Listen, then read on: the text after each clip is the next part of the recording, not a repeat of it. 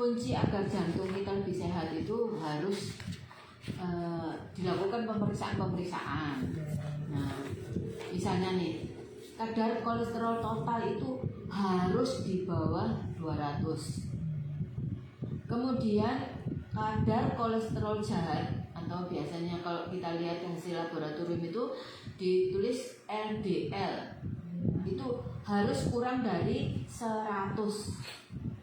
Kemudian kadar trigliserida atau kalau orang awam katakan tuh kadar lemak darah kita kurang dari 150. Kadar glukosa darah puasa kurang dari 120. Kalau mau cek, berhenti makan dari jam 10 pagi, 10 malam, nggak boleh makan kecuali minum air putih boleh. Sampai pagi misalnya jam 6 sebelum makan cek dulu. Nah, kalau itu namanya gula darah puasa. Kalau gula darah puasanya di atas 126, nah hati-hati nih, warning. Kemungkinan adalah sudah mulai kencing manis gitu. Ya, sudah diperingati. Kemudian kadar gula darah 2 jam setelah makan kurang dari 160. Bahkan ada yang mengatakan bahwa targetnya adalah kurang dari 140. Kemudian tekanan darah tidak boleh lebih dari 140/90. Itu. Kalau tekanan darah itu bagaimana Bu? Apa mempengaruhi usia? Dulu memang katanya usia itu berpengaruh, tetapi ilmu yang baru tidak berpengaruh signifikan. Tetap harus diturunkan sampai 100 di bawah 140/90. Tetapi pada orang-orang yang sudah usia 70 tahun, 80 tahun, kalau tekanannya 150/90 ya sudahlah. Ya, nggak usah diturunkan sampai ayo diturunkan, nggak boleh makan, sudahlah. Dengan usia seperti itu berilah makan yang sedikit lebih nyaman supaya mereka bisa menikmati hidup gitu. Kemudian jangan merokok atau berada dalam lingkungan yang banyak asap rokoknya. Cepat-cepat keluar dari lingkungan yang semua pada merokok nih gitu. Karena jangan sampai kita menjadi perokok pasifnya gitu. Kemudian dapat mengendalikan stres dengan baik. Ya, saya rasa tidak ada orang yang tidak mengalami stres. Semua pasti pernah mengalami stres. Tapi bagaimana kita bisa mengatasi stresnya, itu yang penting gitu. Kemudian olahraga teratur secara bertahap dan terukur. Ya, kalau teorinya sih dalam 1 minggu cukuplah olahraga itu 150 menit 1 minggu. Tapi bukan berarti ayo sudah saya punya waktu cuma 1 hari 150 menit sekaligus, ya nggak boleh gitu. Nanti setelah itu 7 hari 6 hari libur gitu, ya nggak bisa gitu. Harus secara bertahap dan terukur. Kemudian kurangi konsumsi garam. Konsumsi garam tidak boleh lebih dari 1 sendok teh per hari. 1 sendok teh saja. Sedikit berarti itu. Iya, sedikit. Iya, betul. Nah, tidur 7 jam sehari. Nah, tidak boleh kurang. Tidur kurang dari 7 jam dapat meningkatkan kadar hormon stres kita, kortisol namanya, yang dapat meningkatkan terjadinya aterosklerosis tadi, pengumpulan plak tadi. Agar mudah tidur, hindari minuman yang berkafein, misalnya kopi, coklat, teh gitu ya, itu dihindari aja. Minum air putih. Kemudian jangan memikirkan pekerjaan saat akan tidur. Nah, ya kerja ya di kantor saja, tidak boleh dibawa pulang. Iya, benar itu Bu. Nah, kalau makanan super ya bagi jantung. Nah, iya, ada beberapa makanan yang dikatakan makanan super bagi jantung. Misalnya jeruk. Ya, jeruk itu mengandung namanya serat pektin yang dapat menyerap kolesterol pada makanan. Iya. Sehingga buah jeruk dapat menurunkan kadar kolesterol dan tekanan darah tinggi. Itu Bu, jeruk. Kemudian sayur kailan. Mungkin di kita ini nggak terlalu familiar lah, nggak terlalu umum gitu ya. Tapi biasanya ada di supermarket. Dapat mencegah timbulnya aterosklerotik. Nah, sayur kailan ini mengandung antioksidan, omega 3 yang bagus untuk otak, asam folat yang bagus untuk darah, kemudian kalium, vitamin E yang bagus untuk kulit, dan kaya namanya glukoraphanin yang dapat melapisi dinding pembuluh darah sehingga lemak tidak mudah nempel. Jadi ada lapisannya supaya kolesterolnya tidak nempel-nempel di sana. Kemudian bawang putih. Nah, dapat menurunkan tekanan darah dan aterosklerosis pada pembuluh darah kita. Kemudian yang suka coklat nih, jangan coklat diare, tapi namanya coklat hitam yang dark coklat gitu. Memang pahit Bu, dark coklat ini nggak ada gulanya. Ya. Beberapa faedah dari coklat hitam antara lain mengandung magnesium, mengandung tembaga, mengandung mangan, kalium, fosfor, zinc ini seng dan selenium. Juga mengandung antioksidan yang tinggi.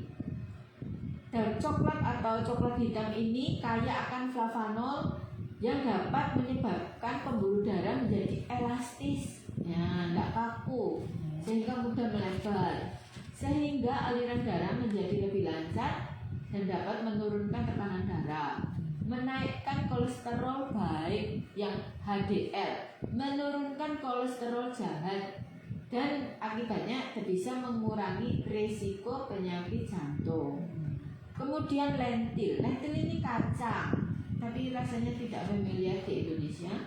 Menurunkan tekanan darah. Ada penelitiannya selama 25 tahun di Amerika dan Jepang serta beberapa negara di Eropa bahwa kacang lentil itu dapat mengurangi hingga 82% kematian akibat serangan jantung.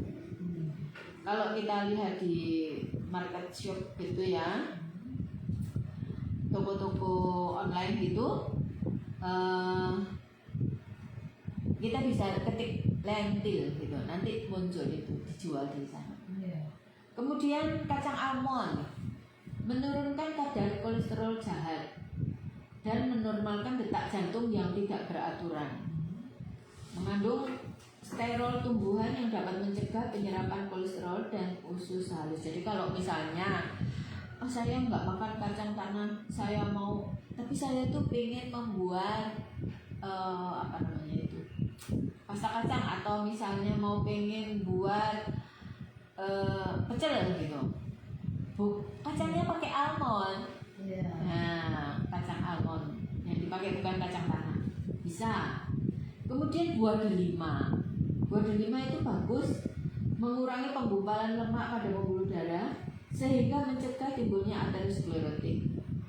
Antioksidan yang terkandung dalam buah delima dapat mencegah terjadinya timbunan lemak di dalam pembuluh darah. Juga dapat mengurangi timbunan lemak. Jadi mengurangi, bahkan kalau sudah nimbul dia bisa dilisiskan, buang, gitu Bu. Nah Bu, saya sekarang ingin menanyakan tentang mitos atau fakta seputar jantung.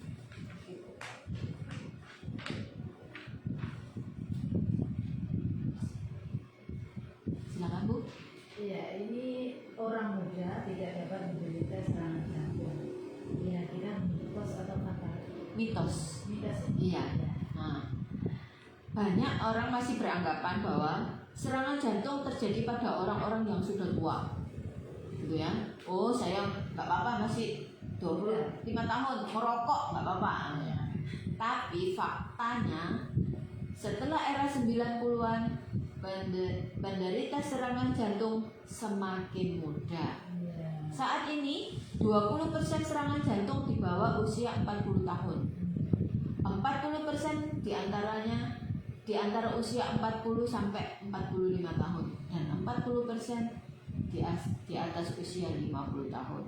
Oleh sebab itu, sangat dianjurkan untuk melakukan medical check up pada usia di atas 25 tahun.